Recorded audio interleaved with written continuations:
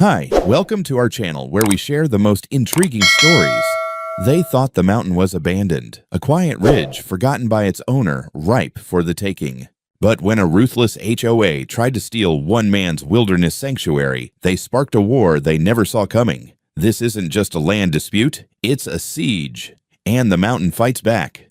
They say solitude changes a man. I wouldn't know about that. I've always preferred it that way. After 20 years of VC meetings, code reviews, and empty lunchboxes and glass offices, I built something that finally felt like mine. A hand-built cabin perched high in the San Juan Mountains on a piece of Colorado wilderness that I bought. Outright, 180 acres of forest, ridgelines, and silence. No HOA newsletters, no noise complaints, no passive-aggressive meetings about fence colors. I called it The Ridge, but legally, it was just Parcel 742C. To me, though, it was the place where I could feel my lungs again. The cabin was off-grid, solar-powered, fully insulated, and fed by a self-dug well that hadn't frozen once in 5 winters. I'd put everything into it. Every joist, every bolt, every foot of conduit I ran under the floorboards while cursing at the altitude. It wasn't luxury. Hell, no plumbing in the bathroom, just a compost toilet and a shower rig, but it was mine. I visited once a month, usually for hunting, or to split wood and recalibrate the batteries. The rest of the time, it watched the ridgeline alone. 2 months. That's how long I'd been gone this time. A contract came through back in California, some consulting job with a former client who wouldn't take no for an answer, and then a mechanical failure in the Land Cruiser. Between the delays and an early snow, I figured, what's the rush? The ridge wasn't going anywhere. I was dead wrong. It started with a ping from my security system. I was drinking coffee at home, scrolling through emails about AI patent disputes, when my satellite uplink chirped. Motion detected at the ridge. Multiple zones. The feed stuttered. Static. Then it cut out. That had never happened. Not in 5 years. I tried to remote into the storage array. No signal. Pinged the uplink again. Offline. That's when my gut twisted. I knew the tech. I built the system. Someone didn't just walk in front of a camera. Someone shut it down.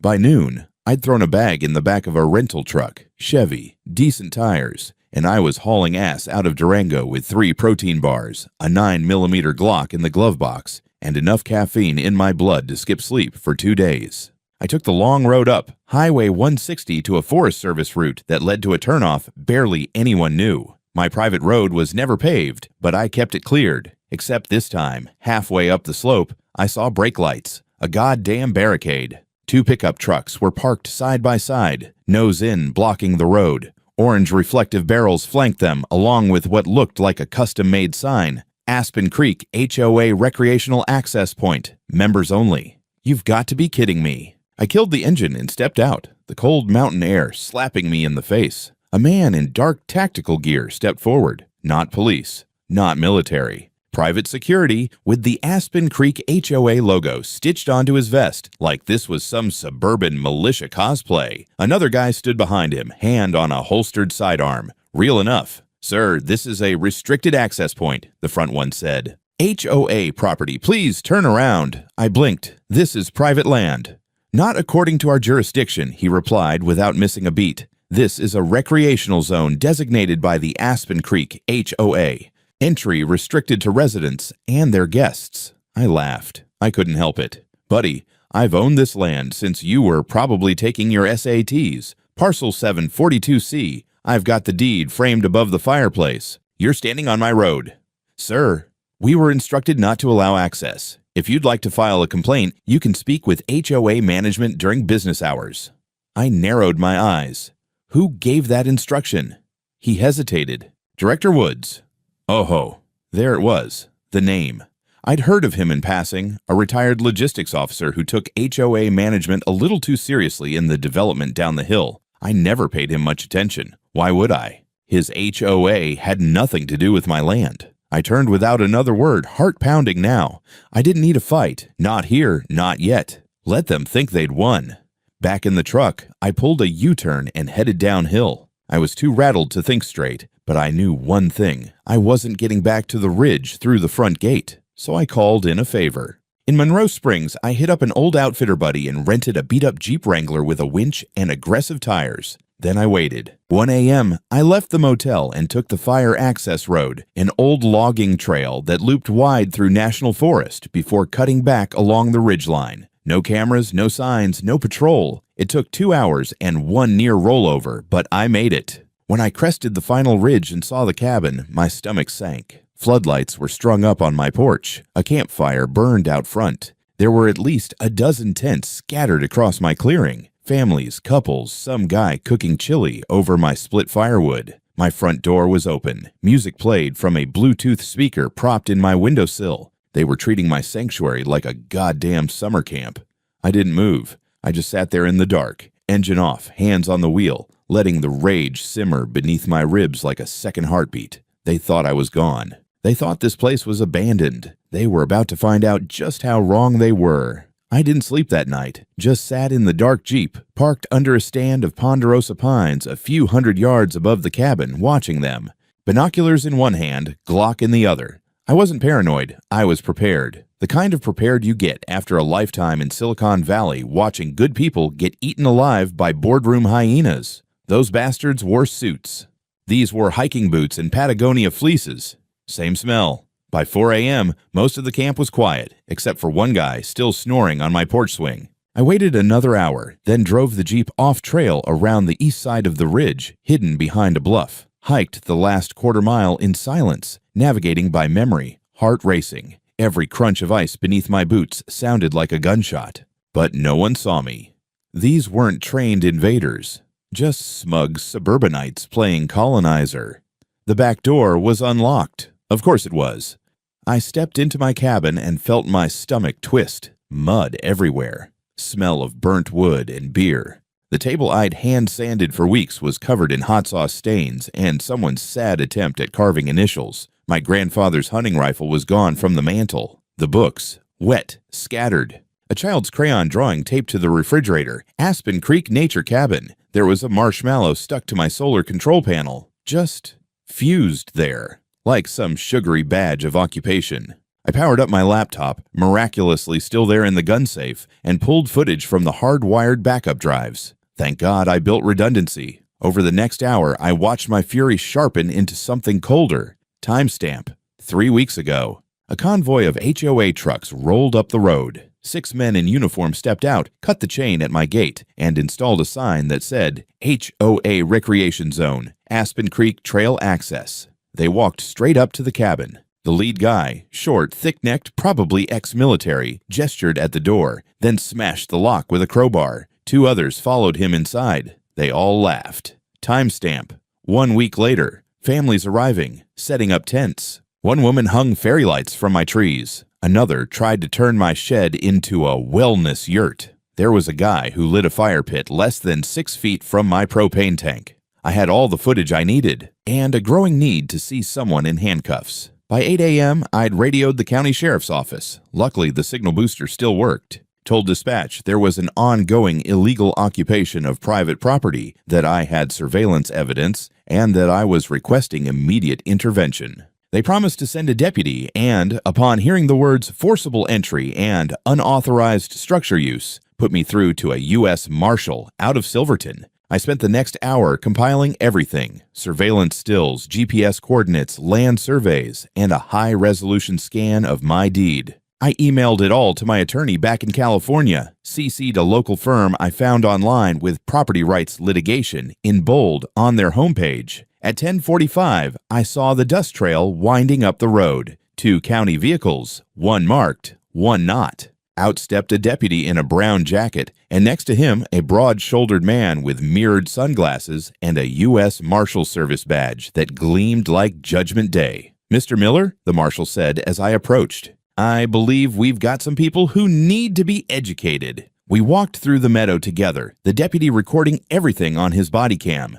We didn't have to knock. The first camper spotted us and called out, "Is this about the parking permits?" I nearly laughed. Marshal Rivers stepped onto the porch like he owned it, raised his voice, and said, "This property is under federal protection pending investigation into unlawful occupation and destruction of private assets. All non-authorized individuals must evacuate immediately." The response was exactly what you'd expect when you tell 30 HOA residents their luxury weekend getaway is actually a federal crime scene. Some tried to argue. One guy claimed it was communal land. Another woman pulled out a printed email from Director Woods saying the HOA had obtained temporary recreational jurisdiction. I took that copy, scanned it, and forwarded it to my lawyer. The marshal wasn't having it. He pointed at my survey map laid out on the tailgate of his truck, clearly marking parcel 742C in my name. Ma'am, he told one particularly mouthy camper, you're not standing on parkland.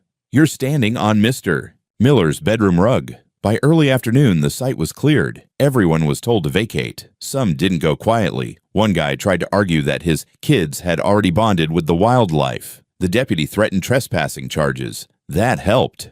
I stood near the fire pit and watched them file out like ants fleeing a kicked-over hill. Tents in arms, coolers banging. One guy tried to take the porch swing. I made him put it down. Then I walked inside. My home. Trashed, violated, but mine again.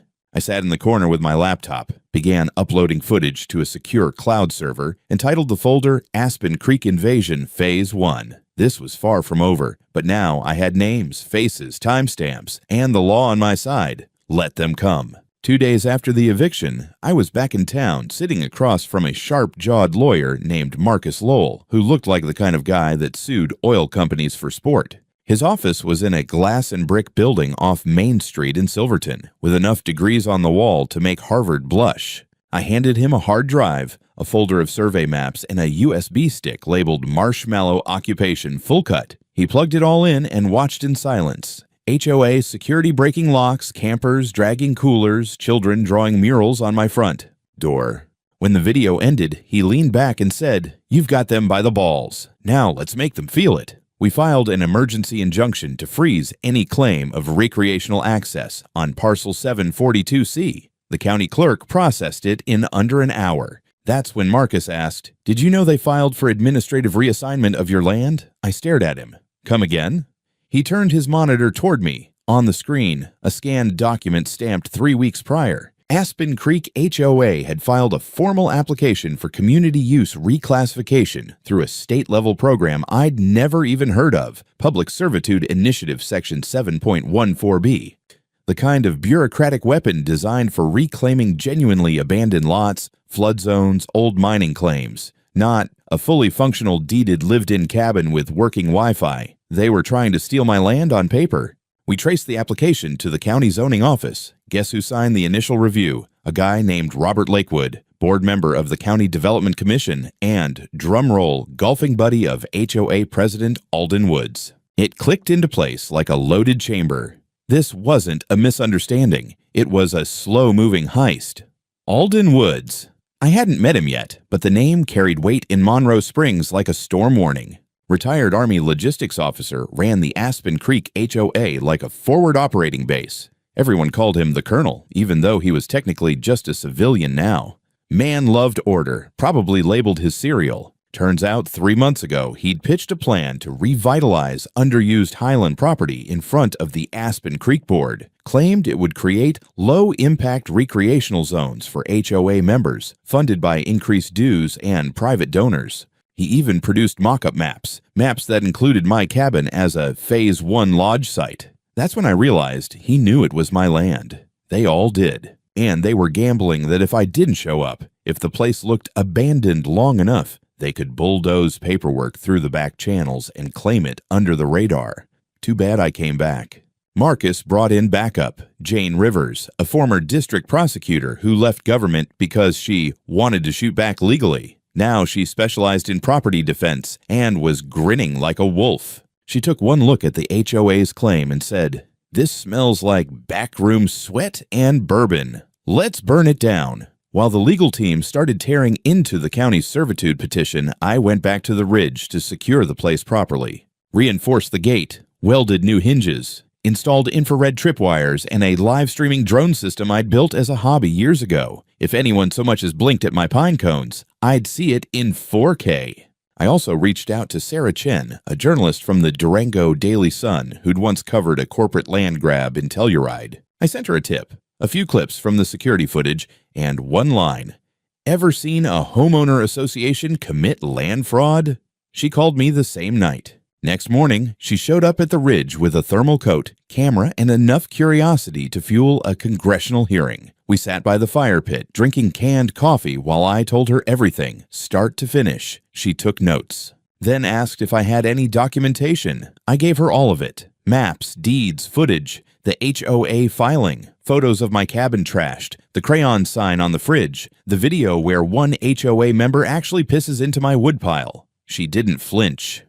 "We're going to make them famous," she said. By the end of the week, her expose went live under the headline, "The HOA That Tried to Steal a Mountain." It spread fast. Reddit, Twitter, YouTube. Even a link on Nextdoor titled, "This is Why We Hate HOAs." 600,000 views in 48 hours. Aspen Creek tried to release a statement calling the situation a misunderstanding involving communal intent, but nobody was buying it. People weren't dumb. They saw a bunch of HOA suits trying to turn private wilderness into their personal playground and getting caught red-handed. That's when the threat started. Someone posted my home address in California online. I got 3 anonymous emails telling me to back off and accept a settlement. One of them attached a blurry night shot of my cabin with a red circle drawn over the window. I forwarded all of it to Marcus, then went back to the Ridge with a loaded shotgun and 3 GoPros strapped to trees. They thought I'd give up now. The county building looked like any other small-town civic center. Flag out front, cracked concrete steps, doors that didn't quite close flush. But inside, it reeked of the kind of quiet power that crushes people in triplicate forms and unanswered. Emails. Marcus and I were seated outside the zoning board chamber, waiting for the closed-door review to end. My emergency appeal to revoke the HOA's servitude petition was under consideration, which was bureaucrat for, "We're stalling while our buddies scramble." "Let me do the talking," Marcus said. "I wasn't planning to flip a table," I replied. He looked at me. "Don't. That's what they want." Inside the chamber, 5 county officials sat in a semicircle behind a long desk. At the center, Chairman Dale Bake, a former real estate developer with a neck wider than his head. To his left, Robert Lakewood, the HOA's golden boy. And next to him, Janine Walters, who hadn't said a word in any public meetings, but whose husband worked for the Aspen Creek Architectural Committee. A rigged table, start to finish. Marcus presented our case. Property deed, security footage, records of active use, confirmation that the parcel had never been listed as tax delinquent or abandoned. Everything was by the book. Then Lakewood piped up, asking whether the footage had been manipulated, implying I'd staged a federal officer's involvement just to block the HOA. Marcus stared at him like he'd asked if gravity was optional. "Are you suggesting my client fabricated a visit from a U.S. Marshal, which is verifiably logged with dispatch and backed by both federal and local records?" Lakewood backed off, but the tone was set. They delayed the vote, claimed they needed further review, claimed some of the land markings were ambiguous, claimed there was precedent for shifting land into community access if the private owner hadn't made visible investment. Marcus was furious. So was I. This wasn't ignorance. It was a stall tactic, meant to give Aspen Creek time to cover their tracks or grease more palms. The moment we left the meeting, he was already drafting an injunction against the county for administrative abuse. Meanwhile, Jane Rivers sent an official ethics complaint to the state's Department of Internal Oversight, naming Lakewood and Walters for conflict of interest and abuse of process. But I wasn't done yet. That night, I called Sarah Chen and gave her the green light for part 2 of the expose. This time, we named names. The Men Behind the Mountain, How Aspen Creek's HOA Used Political Ties to Seize Private Land, went live the next day. We included public records, voting logs, board meeting footage, LinkedIn screenshots, even HOA minutes that casually referred to my cabin as a future public resource. The internet did what the internet does. It torched them. Lakewood's Yelp business page was flooded. Walter's husband got asked why his wife was trying to communize Colorado. Someone turned Alden Woods into a meme, General HOA, complete with fake medals shaped like noise complaints. But not everyone was laughing. That night, my email got hit with a phishing attack. Then the drone feed from my cabin glitched. One of the cameras was physically knocked out. I checked the timestamp, 3:36 a.m. Someone had been there. Next morning, I found fresh boot prints outside the cabin. I didn't call the cops. I called Ray Diaz, a former Army recon vet I knew from a side project years ago, Tactical training simulations for drone defense. Ray didn't ask questions. He just said, "I'll bring 2 guys. We'll rotate shifts. Just feed us and don't shoot us by mistake." That afternoon, he showed up with Leo and Deeks, both ex-Special Forces. Both looked like they could bench press my Jeep. They set up trail cams, pressure sensors, and infrared tripwires with alarming speed. They even installed low-light sonic alarms. Barely audible, but enough to wake me if anyone came within 50 yards of the ridge. That night, I slept for the first time in 4 days. But while I locked down the ridge, HOA doubled down on the media spin. They rolled out a press conference with Alden Woods front and center, stoic in a blazer, arms crossed like he was reviewing a troop formation. He called the situation deeply regrettable and insisted Aspen Creek had acted within its understanding of local land availability. He didn't mention the break-in, or the barricade, or the families squatting in my living room. Worse, they floated an offer. A formal letter arrived via courier, $5,000 to amicably transfer access rights to designated portions of Parcel 742C for community recreation. I stared at it for a long time, then laughed until my ribs hurt. $5,000. That was what they thought my land was worth. I called their lawyer directly. "This is Grant Miller," I said. "Tell Alden Woods to shove his $5,000 up, whichever HOA bylaw gives him the right." Then I hung up. The next morning, I found a yellow sticky note on my truck windshield. "You should have taken the deal." Ray found a tire slash on the Wrangler. Leo spotted a shadow in the woods that didn't match any heat signature they knew. Things were shifting. This wasn't just legal now. This was personal, and I had no plans to flinch. By now, I kept a shotgun leaned against the wall next to the coffee pot. Not because I was scared. I was done being scared. I just liked seeing it there. A reminder, this wasn't a negotiation anymore. This was siege warfare with spreadsheets. Ray and the guys turned the ridge into a fortress over the next 3 days. We added 2 more cameras, motion-triggered floodlights, and a full perimeter of tripwire alarms that made the forest look like a sci-fi set. I wasn't just defending property, I was defending precedent. If these people got away with this, what stopped them from claiming the next cabin, the next lot, the next 1,000 acres? Alden Woods didn't come in person. Of course not. Cowards with power never do. But his HOA kept circling, figuratively and literally. We spotted a drone hovering over the tree line. Ray jammed its signal. 2 SUV loads of hikers parked just outside the marked private road and started taking pictures of the gate. Leo walked out with a scoped rifle over his shoulder. They left quickly. Then came the offer number 2, this time by certified mail. $15,000 and a waiver of any civil claim in exchange for shared recreational rights. Shared. As if I'd build a picnic area for the same people who tore down my locks and let their kids carve stick figures into my walls. I called Marcus. Should I wipe with it or frame it? He said, "Frame it. Judges love exhibits."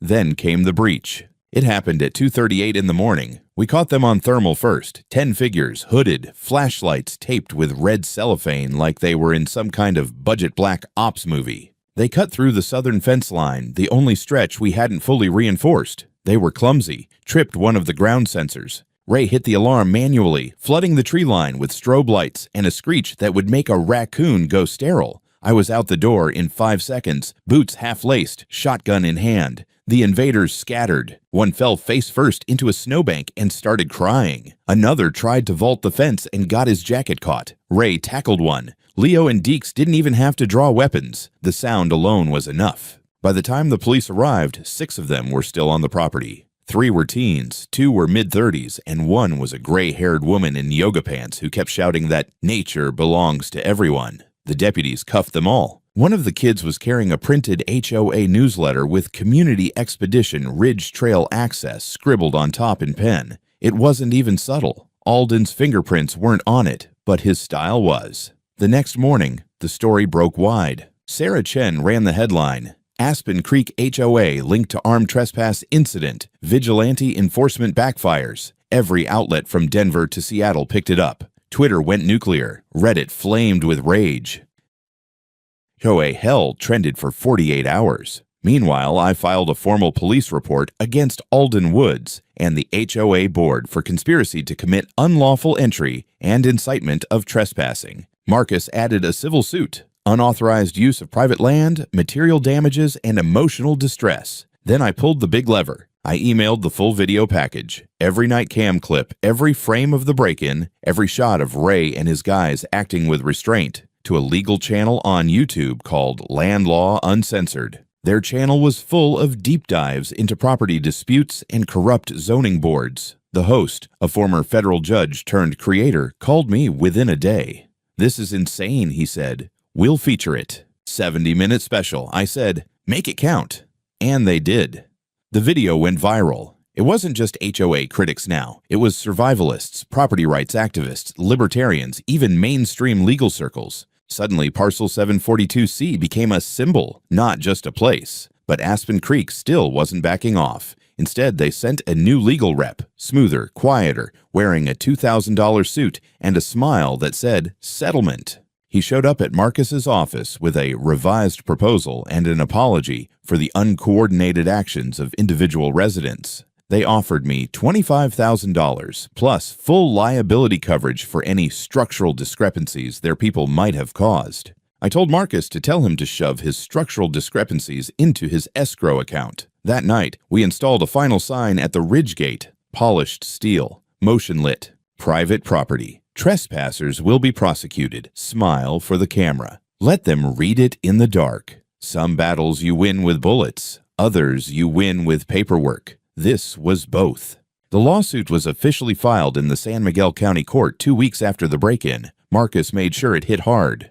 3 counts: criminal trespass, property destruction, and unlawful occupation with intent to exploit private land for financial gain. Jane added a request for preliminary injunction to freeze all Aspen Creek HOA activities related to Parcel 742-C. The document read like a war crime indictment with footnotes. Alden Woods finally showed his face. We saw him across the courtroom during the preliminary hearing. Buzz cut, broad shoulders, pressed gray suit that screamed, "Retired colonel turned bureaucratic tyrant." He didn't acknowledge me, didn't flinch when Marcus submitted the drone footage, didn't blink when the judge reviewed photos of my wrecked cabin and the Aspen Creek Nature Retreat signs his board posted at the trailhead. But then the judge leaned forward, adjusting her glasses. "I see no ambiguity here. The defendant had no legal right to occupy or authorize use of Parcel 742C. Pending further litigation, Aspen Creek HOA is ordered to immediately cease all references to this land in any communications, maps, or developments." It wasn't a final ruling, but it was a shot across the bow. That same evening, while I was back at the ridge resecuring one of the back cameras, I got a text from an unknown number. "We need to talk. I'm not your enemy." Normally, I'd ignore that, but it came with an attachment, an internal HOA memo timestamped 3 months prior, with a header that made my blood chill. Aspen Creek Phase Expansion, Low Occupancy Adjacent Zones Strategy. My cabin was listed under Test Case A. Suggested acquisition method, paper trail ambiguity, followed by recreational integration and eventual zoning transition. They'd planned it, word for word. This wasn't a rogue operation, it was HOA doctrine. The sender's name was Derek Sloan, a junior board member I vaguely recalled from HOA meeting screenshots. In all the videos, he never spoke, just watched. 20-something, uncomfortable in khakis, clearly out of his depth among retirees with power complexes. We met at a diner off Highway 550 in a back booth. Derek looked like he hadn't slept in a week. "I voted against all of it," he said immediately. "They froze me out after the first month." Alden said it was executive-level business, but I started seeing things, emails, plans, the recreational maps, and then the budget notes, money set aside for land transition facilitation. That's what did it for me. He slid a thumb drive across the table. It's all in there, meeting recordings, internal chat logs, even a Slack message where Lakewood literally says, "If Miller's still MIA in 90 days, we can file for dormancy." I stared at the drive. "Why are you giving me this?" "Because I bought into a nice neighborhood, not a hostile takeover." I didn't trust him completely, but the data was gold. Marcus and Jane nearly high-fived in court when they saw it. We filed an amended motion the next day, attempted zoning fraud through administrative manipulation, complete with direct quotes, timelines, and internal communication. The judge scheduled a full evidentiary hearing.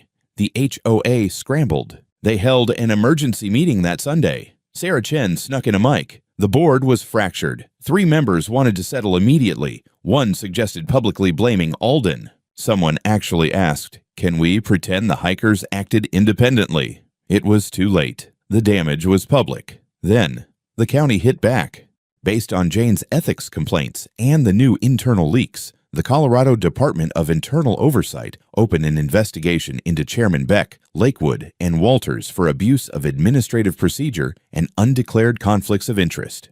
Lakewood resigned the next morning. Walters followed 2 days later. Sarah published a piece titled HOA Power Games Expose County Corruption in Land Grab Scandal. People didn't just care now. They were furious. National media picked it up. A congressman quoted the story on Twitter. HOA reformers started calling me a poster child. I wasn't sure how I felt about that, but I knew one thing. Alden was cornered, but a cornered man is still dangerous. At the next hearing, Alden didn't blink. He brought in a new legal team, top-tier civil litigators from Denver. Their strategy was clear: drown us in paperwork, delay every motion, bleed us with continuances and appeals. They claimed I had abandoned the property by inconsistent visitation, failed to maintain appropriate signage, and, my personal favorite, knowingly allowed the cabin to present as an open community feature. Marcus rolled his eyes. They're building fog, but fog only delays fire. We pushed forward. Discovery began. Depositions were scheduled. We were building momentum, but the terrain was shifting. Alden wasn't giving up, and I knew the storm hadn't peaked yet. The first time I saw Alden Woods truly rattled, he wasn't yelling. He was silent. It was during the pre-trial deposition. We were in a neutral conference room in Montrose. Neutral table, neutral lighting, neutral coffee. But the tension felt like a tripwire. Alden sat across from Marcus and Jane, surrounded by his Denver lawyers, stiff-backed and stone-faced. I watched from a separate room via video feed, per court order. "Mr. Woods," Marcus said evenly, "did you authorize Aspen Creek HOA security personnel to enter Parcel 742C on August 12th? "I authorized perimeter review," Alden replied, eyes forward. There was reason to believe the land had transitioned to public jurisdiction under Colorado Statute 7414B. "And were you aware the land in question was under active deed, maintained and visited monthly, with installed surveillance and power systems?" A pause. "That information was not fully verified at the time." Marcus nodded slowly, then slid a document across the table. "This is an HOA memo dated July 22nd, referring to Parcel 742C as a primary candidate for low-risk expansion due to lack of recent owner presence. Does that sound like verification to you?" Alden didn't answer. Then Jane leaned forward, calm but sharp. "You served 23 years in military logistics, Mr. Woods. You're a man who values chain of command, operational clarity, and order. How do you reconcile that with authorizing an operation that involved unauthorized entry, unlawful occupation, and a fabricated signage plan?" For a moment, something flickered behind his eyes. Then he said, "You don't understand what disorder looks like. I've seen what happens when no one takes charge. We kept people safe. We gave them structure. That's when I realized this wasn't just about control. It was about trauma. This man didn't just run an HOA. He was recreating a command post, his own little FOB in the mountains. And I'd just burned down his fantasy. Back at the ridge, the cleanup had become ritual. I'd replaced broken floorboards, rehung my rifles, repainted the walls, and even restored the solar panel rack they'd used as a goddamn towel hanger. Ray's team stuck around, now rotating every 72 hours. A few local veterans joined the effort. We weren't a militia. We were a firewall. And we were getting attention. One morning, a black SUV rolled up the access road, unmarked but clean, with tinted windows and federal plates. I stepped out with my hand resting on the shotgun. The driver got out, held up ID. U.S. Department of the Interior. "We're here to assess active misuse of federal legal instruments under Section 9C. Apparently, Sarah's articles and our court filings had triggered an audit of the Public Servitude Initiative, the very program Alden tried to hijack. Turns out, several other HOAs had attempted similar land reclassifications, citing abandonment, vague mapping, or ambiguous signage, just like mine. My case had become precedent. A week later, the audit was made public. 2 state officials were suspended. A temporary moratorium was placed on all pending community land use claims statewide. I opened a bottle of whiskey I'd been saving for years. That same night, Ray intercepted chatter on a local forum, a private Aspen Creek message board. Someone had leaked part of the internal investigation. The HOA was imploding. 2 board members resigned in protest. One submitted an affidavit to the court admitting they were pressured into silence about the illegal occupation. Derek reached out again. He looked calmer this time, sharper. "They're eating each other alive," he said. "There's talk of removing Alden completely." "Voluntarily?" I asked. He shook his head. "Not exactly." A week before the trial, the HOA held an emergency vote. Sarah got audio. "Chairman, we cannot proceed with Woods as director. His actions have compromised the reputation and legality of this organization." Alden refused to step down, said it was a matter of principle. That was his mistake. The board expelled him by majority vote, effective immediately. The next day, Alden showed up on my property. No security, no press, just him. On foot, walking up the ridge trail like some post-apocalyptic priest. I met him halfway. He didn't speak at first, just stared at the cabin. The fire pit, the repaired solar rack, the cameras. "This place was empty," he said finally, "for months. No one watched it. No one cared. I didn't blink. I cared." He nodded. "Well, it's yours again." "Congratulations, I waited. Nothing more." He turned, walked back into the trees, and disappeared. I stood there a while listening to the wind. He didn't apologize, he didn't grovel, but he left.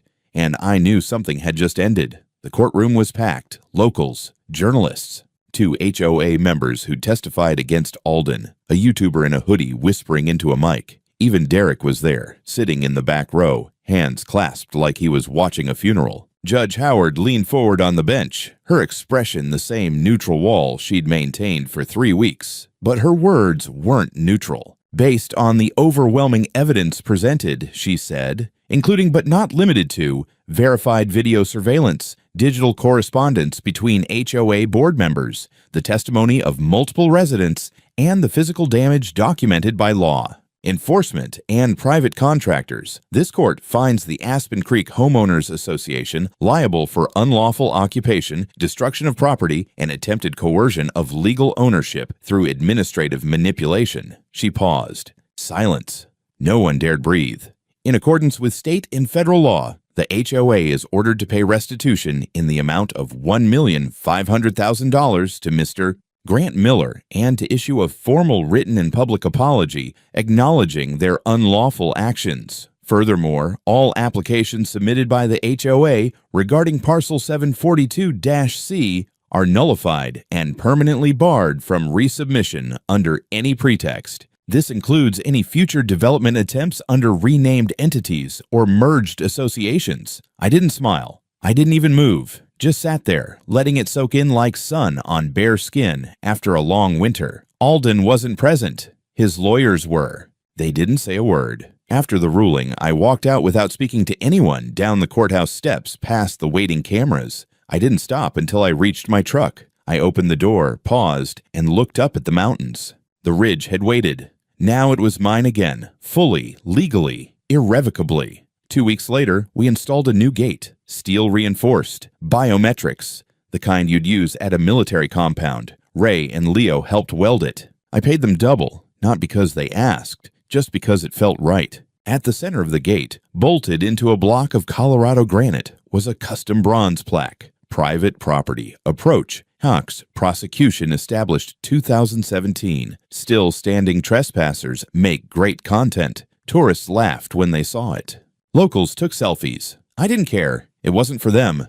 It was for me. I turned the old barricade site, the place where they'd first put up that ridiculous Aspen Creek recreational access sign, into a fire pit. Built a circle of stones, added benches, set a cast iron kettle above it. On the largest boulder nearby, I carved 2 words, Folly Eternal, a reminder. That fall, I invited friends up, old engineering buddies, a few of Ray's crew, Sarah, even Derek. We drank bourbon, grilled elk, and watched the sunset over the tree line. Someone brought a guitar. For the first time in years, I didn't flinch when a branch snapped in the woods. My cabin is still mine, not because a judge said so, but because I fought, because I showed up. And if there's one thing people like Alden Woods can never understand, it's this.